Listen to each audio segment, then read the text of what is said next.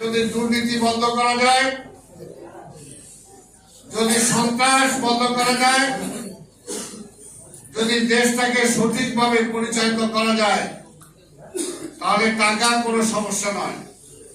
আজকে আমাদের নেতা তারেক রহমানও সেই পদক অনুসরণ করে সামনে চলছেন। যদি দুর্নীতি বন্ধ করতে পারেন, মানুষের টাকা মানুষের জন্য ব্যয় করতে পারেন, তাহলে টাকা কোনো সমস্যা নয়।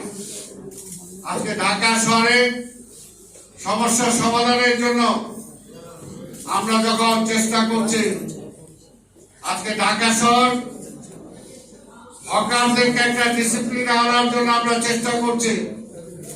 আগামী কিছুদিনের মধ্যে রিক্সাকে আমরা একটা ডিসিপ্লিনের মধ্যে আনার চেষ্টা করব, কারণ এটা জরুরি, এটা দরকার। ঢাকা শহর আজকে চলে না, অচল। এর আগে যারা ছিলেন তারা এই সমস্ত বিষয়ের উপর দৃষ্টি দেন নাই, এবং দেন নাই বলেই সমস্যাগুলো অনেক পুঞ্জীভূত হয়েছে।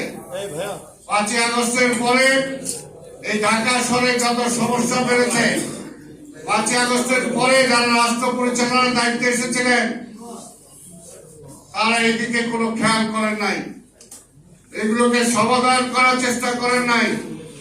আজকে যেমনি হাবের রোগের আজকে শিশু বাচ্চারা মারা যাচ্ছে, একটাই কারণ যে সেই সময় তৎকালীন অন্তর্বর্তীকালীন সরকার ছিল, তারা যদি হামের টিকা সংগ্রহ করত, হামের টিকা দেওয়া হতো, তাহলে আজকে শিশু বাচ্চারা এইভাবে মৃত্যুর কোলে ঢলে পড়তো না।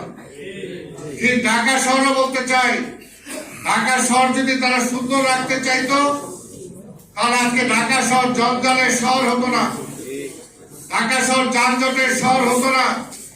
কিন্তু তারা সেদিকে দৃষ্টি দেয় নাই। তারা একটা বিশেষ রাজনৈতিক দৃষ্টিভঙ্গি নিয়ে তারা এসেছিল এখানে, এবং সবার সাথে মিলিয়ে যে কিভাবে বিএনপি যাতে ক্ষমতায় না আসতে পারে। কিন্তু জনগণ তো আছে বিএনপির সাথে। তাই আজকেও বলতে চাই, ঢাকা শহরের সমস্যা ইনশাআল্লাহ আমরা সমাধান করব।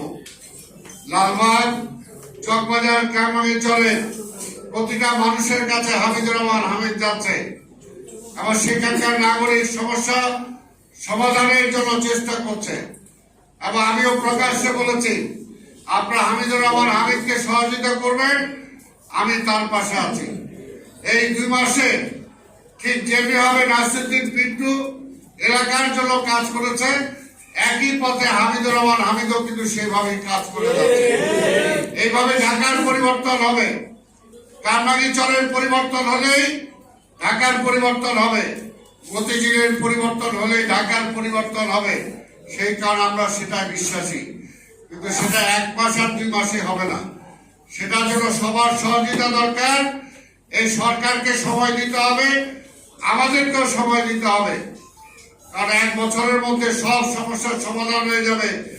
যেটা গত 20 বছরে করতে পারে নাই, সেটা যদি আমাদের কাছ থেকে আশা করেন, তাহলে সেটা প্রতি আমাদের প্রতি অন্যায় হবে, ইনজাস্টিস হবে। তাই আমরা সেই সময়টা চাই। আমি তো বিশ্বাস করি, আপনারা যদি আমাকে সময় দেন, আগামী নির্বাচনে যদি মেয়র নির্বাচিত করেন, 2 থেকে 3 বছর লাগবে না এই ঢাকা শহরকে সুন্দর ঢাকা রূপান্তরিত করতে। ইনশাআল্লাহ সেটা সম্ভব, ইনশাআল্লাহ সম্ভব, যদি আমরা কাজ করতে চাই। আর আমরা কাজের মানুষ, সেটার জন্য আপনাদের সহযোগিতা দরকার। ঢাকা শহর অপরিচ্ছন্ন হয়ে আছে, খাল বিলগুলো সব দখল হয়ে আছে। আজকে ড্রেনেজ গুলো পরিষ্কার করে নেয় আগের সরকার। আজকে বিভিন্ন রকম, আজকে 5ই আগস্টের পরে সারা বাংলাদেশ থেকে রিক্সা সব ঢাকায় চলে আসছে। বলেন এত রিক্সা ঢাকা শহরে কিভাবে জায়গা হবে, কিভাবে এটা করবে? 5ই আগস্টের পরে সারা ঢাকা শহর হকার দিয়ে ভরে গেল।